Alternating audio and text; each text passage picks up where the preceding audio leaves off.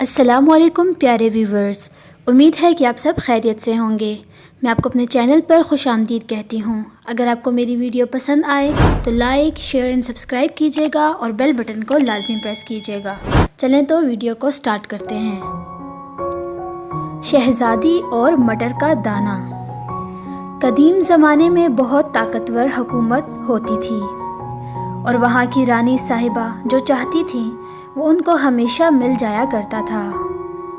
وہ اپنے اکلوتے شہزادے سے بہت پیار کرتی تھی جو انتہائی حسین و جمیل تھا۔ رانی نے اس کی پرورش میں کوئی کسر باقی نہیں چھوڑی۔ عمدہ شاہی لباس، لذیذ پکوان اور پڑھائی کے لیے عمدہ مطالعہ کرنے والے استاد اور نہ جانے کیا کیا۔ شہزادہ خوبرو نوجوان ہو گیا اور اس کی شادی کی عمر قریب آ گئی تو ایک دن رانی نے اس کو اپنے پاس بلایا اور کہا کہ ایک شہزادے کو شہزادی کے ساتھ ہی شادی کرنی چاہیے اور اس کی تلاش بھی خود کرنی چاہیے، لیکن کچھ باتیں یاد رکھنا کہ صرف خوبصورت چہرہ ہی کافی نہیں ہے۔ ایک شہزادی صرف بادشاہ اور رانی صاحبہ کی بیٹی ہی نہیں ہوتی بلکہ وہ نازک دماغ کی، روشن اور دل عزیز ہونی چاہیے۔ اسے عمدہ لباس کی معلومات ہونی چاہیے جسے وہ نفاست کے ساتھ زیب تن کر سکے، اور سب سے ضروری بات جو تمہیں سب سے پہلے پرکھنی چاہیے وہ ہے اس کی دلسوز آواز۔ اس کے پاس پریوں جیسی آواز ہونی چاہیے۔ اور شہزادے نے رانی کی بات مان لی اور ماں صاحبہ نے اس کو اجازت دے دی کہ وہ جا کر اپنی من پسند شہزادی کا انتخاب کرے۔ شہزادہ اپنے وفادار سپاہیوں کے ساتھ سفر پر روانہ ہو گیا اور کئی دن سفر کرنے کے بعد نزدیکی حکومت میں جا پہنچا اور بادشاہ کے سامنے حاضر ہوا اور اپنا تعارف کروایا۔ بادشاہ شہزادے سے خوش ہوا کیونکہ وہ حسین اور خاندانی تھا۔ بادشاہ اسے اپنی شہزادی کے پاس لے گیا۔ شہزادی بھی کنواری تھی اور شادی کی منتظر تھی۔ شہزادہ خوبصورت شہزادی کو کمرے میں دیکھ کر خوش ہوا جو نظم پڑھ رہی تھی۔ بہت ہی عمدہ لباس زیب تن کیا تھا۔ السلام علیکم شہزادی۔ وعلیکم السلام شہزادے۔ شہزادے کو جھٹکا لگا کیونکہ شہزادی کی آواز میں خراش تھی۔ شہزادے نے کہا، آپ ٹھیک تو ہیں نا؟ کیا میں آپ کے لیے پانی لاؤں؟ شہزادی نے کہا، نہیں، مجھے پیاس کی شدت نہیں لگی۔ شہزادے نے کہا، اوہ ٹھیک ہے، آپ اپنی نظموں کو پڑھنا جاری رکھیے، مجھے تو ابھی جانا ہوگا کیونکہ بہت دیر ہو رہی ہے۔ آپ سے مل کر بہت اچھا لگا۔ شہزادہ تھوڑا سا پریشان تھا، پھر بھی اس نے دوسری حکومت کی طرف سفر جاری رکھا۔ وہ ایک بادشاہ کے قلعے میں جا پہنچا اور اس نے اپنا تعارف کروایا۔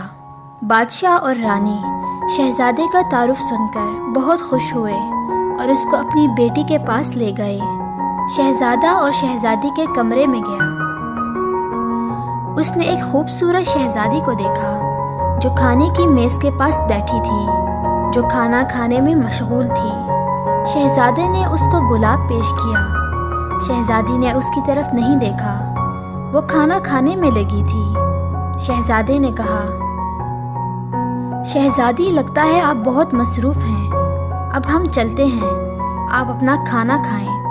اور شہزادہ وہاں سے رخصت ہو گیا۔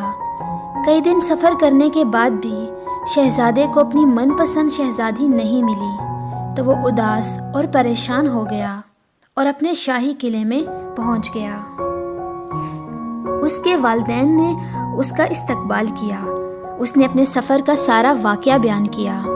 رانی نے کہا، اوہ یہ تو اچھا نہیں ہوا، پر ہم خوش ہوئے کہ آپ نے ان میں سے کسی بھی شہزادی کا انتخاب نہیں کیا۔ ہمیں امید ہے کہ ان میں سے کسی سے بھی شادی کر کے آپ زندگی بھر خوش نہ رہتے۔ شہزادہ رانی صاحبہ کی باتوں سے مطمئن ہو گیا اور وہاں سے چلا گیا۔ اس رات تیز طوفانی بارش ہو رہی تھی۔ شہزادہ یہ سارا نظارہ دیکھ رہا تھا۔ اس نے کسی کو قلعے میں داخل ہوتے ہوئے دیکھا۔ دروازے پر کسی نے دستک دی۔ سپاہی نے دروازہ کھولا۔ دروازے کے باہر ایک خوبصورت لڑکی بھیگی ہوئی کھڑی تھی۔ اس نے عمدہ لباس زیب تن کیا تھا جو کہ پوری طرح سے بھیگ چکے تھے۔ شہزادہ فوراً نیچے آیا جب اس نے لڑکی کی دلسوز آواز سنی۔ لڑکی نے کہا، ہم بارش کی وجہ سے بھٹک گئے تھے اور ہم آپ کے قلعے کی روشنی دیکھ کر یہاں آ گئے ہیں۔ کیا آپ ہمیں آج کی رات قیام پذیر ہونے کی اجازت دیں گے؟ شہزادے نے کہا، ہاں کیوں نہیں، آپ کا یہاں استقبال ہے۔ اس کی خوبصورتی دیکھ کر شہزادہ بہت خوش اور حیران ہوا۔ اس نے اپنے سپاہی سے اس کا خیال رکھنے کو کہا اور پھر رانی صاحبہ کے پاس خبر دینے چلا گیا۔ رانی صاحبہ شہزادے کے ساتھ لڑکی کو دیکھنے آئی۔ رانی نے اسے پہلے ہی نظر میں ناپسند کر دیا اور کہا کہ یہ کوئی شہزادی نہیں ہے۔ اس کے گندے غلاظت سے بھرے ہوئے لباس کو تو دیکھو، اس کے ساتھ کوئی سپاہی بھی نہیں ہے۔ بھلا ایک شہزادی اتنی تیز بارش میں باہر کیوں نکلے گی؟ شہزادے نے کہا، پر امی جان، ہم نے آج تک اتنی خوبصورت چال چلنے والی لڑکی نہیں دیکھی۔ ماں سمجھ گئی کہ شہزادے کو یہ لڑکی پسند آ گئی ہے۔